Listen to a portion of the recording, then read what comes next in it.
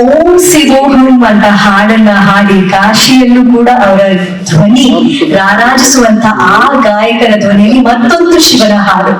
ಈ ಶಿವಂ ಶಿವಂ ಸನಾತನ ಈ ಹಾಡಿನ ಬಗ್ಗೆ ತಾವೇ ಹೇಳಕ್ ಇಷ್ಟಪಡ್ತೀರಾ? ಎಲ್ಲಿಗೂ ನಮಸ್ಕಾರ. ನಮಸ್ಕರಿಸ್ತಾ ಶಿವನ ತಮ್ಮ ಸಮ್ಮುಖದಲ್ಲಿರೋದು, ಅಕ್ಕ ನಮ್ಮ ಸಮ್ಮುಖದಲ್ಲಿರೋದು, ಮತ್ತೆ ನಮ್ಮ ರಾಜ್ಯದ ಎಲ್ಲ ದಿಗ್ಗಜರಿದ್ದಾರೆ, ಪತ್ರಿಕೆಯಲ್ಲ ಸ್ನೇಹಿತರಲ್ಲಿದ್ದಾರೆ, ಮಾಧ್ಯಮದ ಸ್ನೇಹಿತರು, ಎಲ್ಲರಿಗೂ ನಮಸ್ಕಾರ. ಖಂಡಿತ ಇದು ಇಂತಹ ಹಾಡುಗಳನ್ನ ಹಾಡಲಿಕ್ಕೆ ಒಂದು ಯೋಗ ಇರಬೇಕು ಅಂತ ನಾನು ಭಾವಿಸ್ತೇನೆ. ಯಾಕಂದ್ರೆ ಇದು ಕೇವಲ ಒಂದು ಸಿನಿಮಾ ಹಾಡಲ್ಲ, ಇದೊಂದು ಆತ್ಮದ ಹಾಡು, ಇದು ಜೀವನದ ಹಾಡು, ಜೀವದ ಹಾಡು. ಮತ್ತೆ ಅದ್ರ ಹಿಂದೆ ಏನೋ ಒಂದು ಶಕ್ತಿ ಇರುತ್ತೆ, ಒಂದು ಪ್ರೇರಣೆ ಇರುತ್ತೆ. ಇಂಥ ಹಾಡುಗಳನ್ನ ಬರೀ ಮನರಂಜನೆಗೆ ಅಂತ ಯಾರು ಕೇಳಲ್ಲ, ಆತ್ಮರಂಜನೆಗಾಗಿ ಕೇಳ್ತಾರೆ.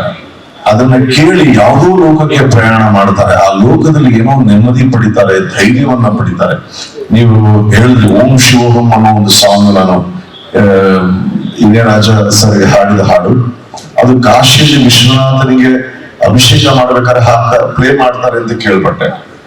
ನನಗೆ ಯಾಕೋ ಒಂದು ರೀತಿ ಮನಸ್ಸಲ್ಲಿ ಒಂದು ಆಸೆ, ಅದು ಶಿವನಲ್ಲಿ ಈ ಹಾಡು ಕೂಡ ಆ ಒಂದು ಮಟ್ಟಕ್ಕೆ ತಲುಪಬೇಕು ಇದು. ಯಾಕಂದ್ರೆ ಈ ಹಾಡಿನಲ್ಲಿ ಅಂಥ ಒಂದು ಶಕ್ತಿ ಇದೆ. ಅದಕ್ಕೆ ಎರಡು ಬಹುಮುಖ್ಯ ಕಾರಣ. ಒಂದು,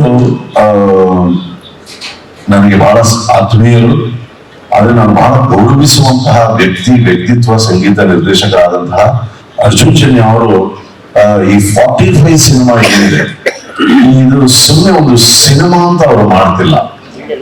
ಅವರ ಇಡೀ ಜೀವನದ ಒಂದು ಕನಸು ಇದು ಅನಿಸ್ತಾ ಇದೆ ನನಗೆ. 200 ಸಿನಿಮಾಗಳಿಗೆ ಸಂಗೀತ ಮಾಡುವಂತಹ ವ್ಯಕ್ತಿ ಹಗಲು ರಾತ್ರಿ ಒಂದು ವಿಷಯದ ಹಿಂದೆ ಇಷ್ಟು ಏಕಾಗ್ರತೆಯಿಂದ ಕೆಲಸವನ್ನು ಮಾಡ್ತಾ ಇದ್ದಾರೆ ಅಂದ್ರೆ ಅವರಿಗೂ ಶಿವನ ಪ್ರೇರಣೆ ಇದೆ ಅಂತ ನನಗನ್ಸುತ್ತೆ. ಯಾಕಂದ್ರೆ ನಾನು ಈ ಸಿನಿಮಾ ತುಣುಕುಗಳನ್ನ ನೋಡಿದೀನಿ. ಇದು ಕೇವಲ ಸುಮ್ಮನೆ ಹೋಗ್ಬಿಟ್ಟು ಥಿಯೇಟರ್ ಟಿಕೆಟ್ ತಗೊಂಡು ಒಂದು ಸಿನಿಮಾ ಅಲ್ಲ. ಇದು ತಮ್ಮನ್ನ ಯಾವುದೋ ಒಂದು ಲೋಕಕ್ಕೆ ಕರ್ಕೊಂಡು ಹೋಗುತ್ತೆ. ನಾನು ಹೇಳಿದೆ ಅಂತಹ ಒಂದು ದೊಡ್ಡ ವಿಷಯವನ್ನ ಈ ನಮ್ಮ ಅರ್ಜುನ್ ಜನ್ಯ ಅವರು ತರ್ತಾ ಇದ್ದಾರೆ. ಅಂತ ಸಿನಿಮಾಗೆ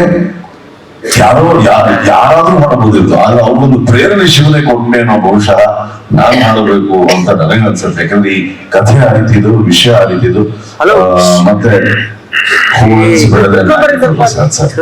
ಇಂತಹ ಹಾಡುಗಳಿಗೆ ವಿಶೇಷವಾಗಿ ಯಾಕೆಂದ್ರೆ ಅವರು ನೀನೇ ರಾಮ ನೀನೇ ಶ್ಯಾಮ ಹಾಡುಗಳನ್ನು ಬರೆದವರು. ಆದ್ರೆ ಇಂತಹ ವಿಷಯಗಳು ಬಂದಾಗ ಅವ್ರಿಗೆ ಬಹಳ ಹಿಡಿತಾ ಇದೆ, ಮತ್ತೆ ವಿಷಯ ಗೊತ್ತು. ಹಾಗಾಗಿ ಅವರು ಬರೆದಂತ ಈ ಹಾಡನ್ನ ನಾನು ಹಾಡೋದು ನನ್ನ ಭಾಗ್ಯ, ಸೌಭಾಗ್ಯ, ಆನಂದ. ಆಡಿಯೋನಲ್ಲಿ ಅದು ಹೊರಬರ್ತಾ ಇದೆ. ರಮೇಶ್ ಸರ್ಗೂ ಥ್ಯಾಂಕ್ಸ್ ಹೇಳ್ತೀನಿ. ಮತ್ತೆ ಮತ್ತೊಮ್ಮೆ ಶಿವಣ್ಣ ಯಾವತ್ತು ಬಹಳ ಸಪೋರ್ಟಿವ್, ಬಹಳ ಎನ್ಕರೇಜಿಂಗ್. ಅವರು ಈ ರೀತಿಯಾದ ಒಂದು ಕೆಲಸ ಮಾಡಿದಾಗ ಅದಕ್ಕೆ ಬಹಳ ಒಂದು ಸ್ಫೂರ್ತಿ ಶಕ್ತಿಯನ್ನ ಕೊಡ್ತಾರೆ. Thank you Shivanna. ಮತ್ತೊಮ್ಮೆ ಅರ್ಜುನ್ ಸರ್ಗೆ ನಾನು ಧನ್ಯವಾದಗಳನ್ನು ಹೇಳ್ತೀನಿ, ಎಲ್ರಿಗೂ ಧನ್ಯವಾದಗಳನ್ನು ಹೇಳ್ತೀನಿ. ಹಾಡನ್ನು ಕೇಳಿ ನಿಮ್ಮಲ್ಲಿ ಒಂದು ಹೊಸ ಸ್ಫೂರ್ತಿ ಶಕ್ತಿ ಬರುತ್ತೆ.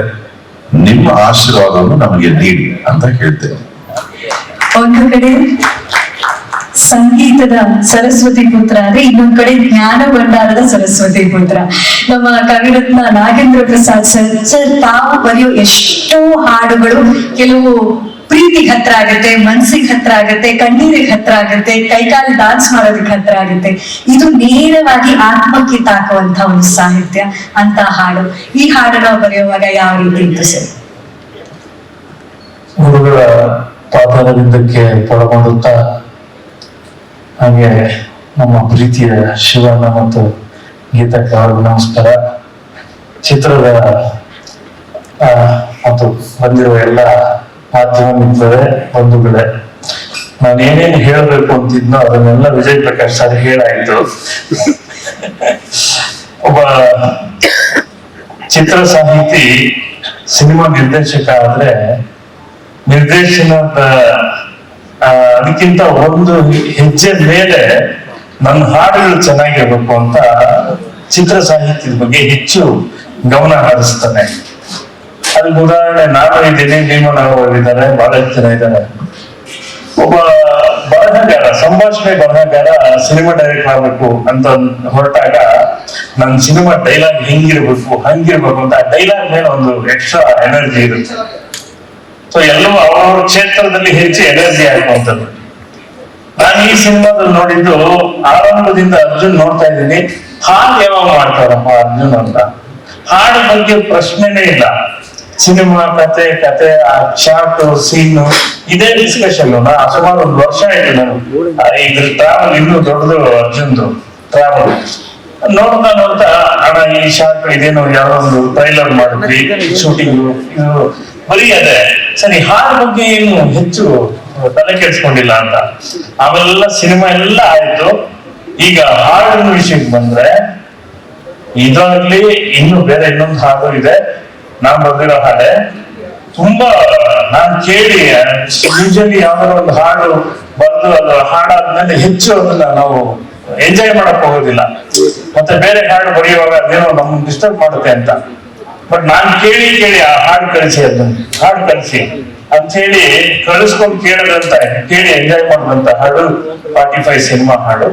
ಹಾಗಾಗಿ ಸಿನಿಮಾದ ಮ್ಯೂಸಿಕ್ ಜೊತೆಗೆ ನಿರ್ದೇಶನದ ಜೊತೆಗೆ ಇಷ್ಟು ದೊಡ್ಡ ಜವಾಬ್ದಾರಿಯನ್ನು ಹೊತ್ತಿರುವಂತಹ ಅರ್ಜುನ್ಗೆ ವಿಶೇಷವಾಗಿ ಒಳ್ಳೇದಾಗ್ಲಿ, ತುಂಬಾ ದೊಡ್ಡ ಸಕ್ಸಸ್ ಆಗ್ಲಿ. ನಮ್ಮ ನಿರ್ಮಾಪಕರು ಅಷ್ಟೇ ಬಹಳ ಆತ್ಮೀಯರಿಗೆ ಅವ್ರಿಗೂ ಒಳ್ಳೇದಾಗ್ಲಿ.